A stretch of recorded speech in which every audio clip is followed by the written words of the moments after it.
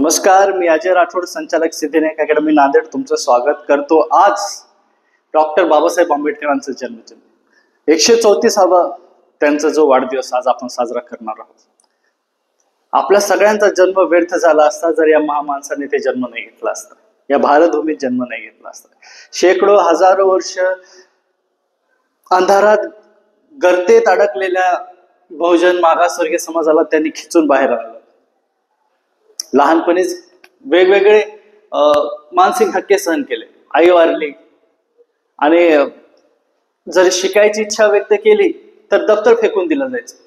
शाळेत आले तर दप्तर फेकून दिलं जायचं, सोबत बसू नाही दिलं जायचं. अखेर कोपऱ्याला बसायचं, कुठेतरी मागे आपलं एक पोतं आणायचं, तिथं कोपऱ्यात बसायचं, सोबत कोणी जेवणार नाही. संस्कृत शिकायचं तर शिकू नाही दिलं. संस्कृत शिकायचं नाही म्हणे तू का? या स्किनवरती, याच्यावरती, या कात्रीवरती आपण आपली जातीयता ठरवली होती. अजूनही तेच आहे. इथे एवढी वर्ष होत आली स्वातंत्र्याला, अजूनही तेच गोष्टी चालवल्यात.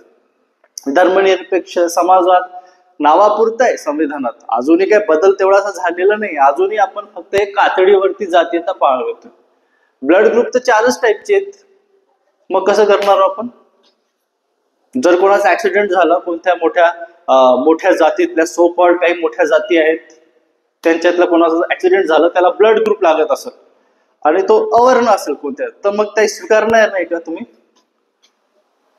जे सगळं आपण आयुष्य जगतो, स्वर्गात आपल्याला सीट भेटणार आहे, बर्थ रिझर्वेशन एक आहे बा सीट. माझ्यासाठी मी चांगले कर्म केले तर मला तिथे स्वर्ग भेटेल, एवढीच इच्छा असेल तर विनम्रतापूर्वक सांगतो, आताच बुक केली आहे तर लवकर निघून जा वरी. असल्या लोकांनी ज्यांना जातीयता बाळगायची आहे, आजही ते आपण बघतोय की जातीयता गेलेली नाही. महात्मा फुले हा चित्रपट येतोय, पण त्याला विरोध करणाऱ्या प्रवृत्ती, निगेटिव्ह एनर्जी अजूनही दिसत आहेत आपल्याला.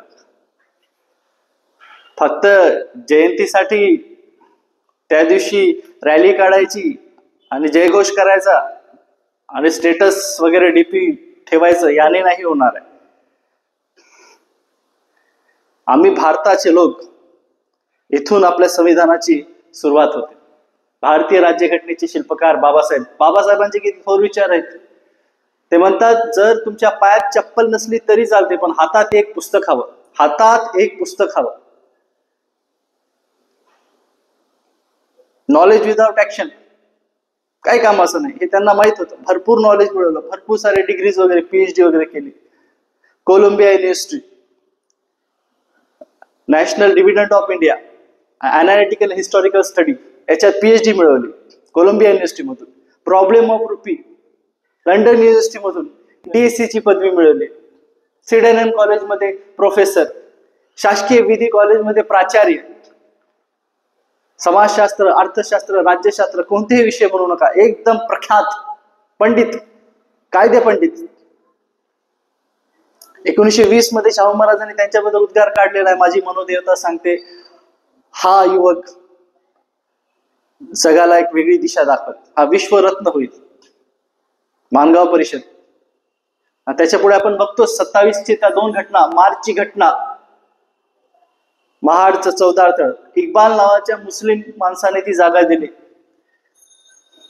तिथे बाबासाहेबांनी जय शिवाजी जय भवानी या घोषणेने ते हे केलेलं आहे.